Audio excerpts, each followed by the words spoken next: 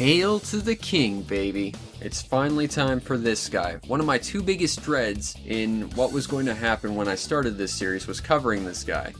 Victory King, the king of all Gotcha Borgs, the king of Machine Borgs, and the king of Transformers. This guy can basically do all the other Transformers can do, and that means he's got a lot going on, though not necessarily to his benefit. His ranged B attack fires the mighty Victory Beam. Named for him and used by several other of his cohorts, it is a devastatingly powerful beam attack. It recharges rather quickly, travels rather quickly, is a very wide beam, and does an incredible amount of damage, making it an excellent ranged attack.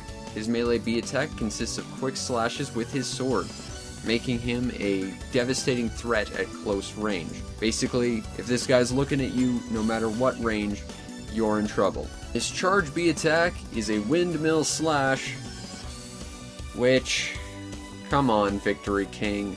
Seriously, at least have a better windmill slash than your subordinates. It's basically kind of a point-blank weapon that will still probably miss your opponent. It can't deflect shots, it can't do much unless you're actually standing in your opponent, which makes it rather awkward to hit with. So keep that in mind if you really want to use it. His X ability is actually varied depending on whether or not he's on the ground or in the air when he utilizes it. If used in the air, he turns into, say it with me, an Airborg, which is about as useful as Airborgs ever are. This Airborg form is similar to Victory Barons, using a ranged attack consisting of Vulcan shots that basically require you to kamikaze into your opponents to get any effect out of, and its Charge B ability drops a series of small bombs. These bombs, similar to Victory Barons, allow you to create a pattern of destruction directly below you that can be used in more complex patterns to affect evading enemies. But other than that, this whole form is kind of a write-off because Airborg. Getting close to his opponents will utilize a windmill slash, which is about as effective as windmill slashes have ever been. That is not very. Come on, at least let me deflect shots with this guy. He's the king, damn it.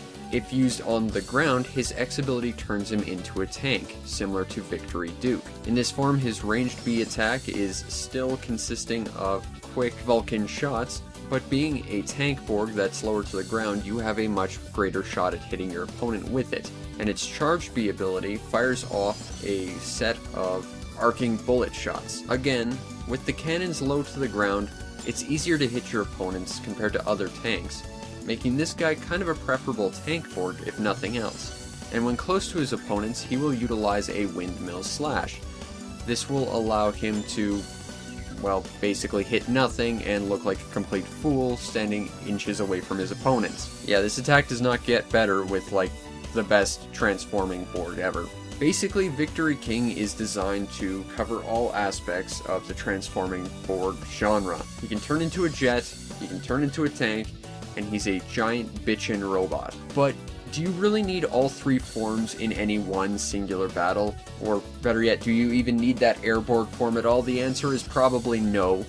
But still, the guy's got style, and a really kickin' paint scheme. Just keep in mind, this guy costs 1,000 points to use. That is like half of your total point score in any single player playthrough. So this guy effectively takes up half your team. Is the Mighty King worth it? Well, that's up to you.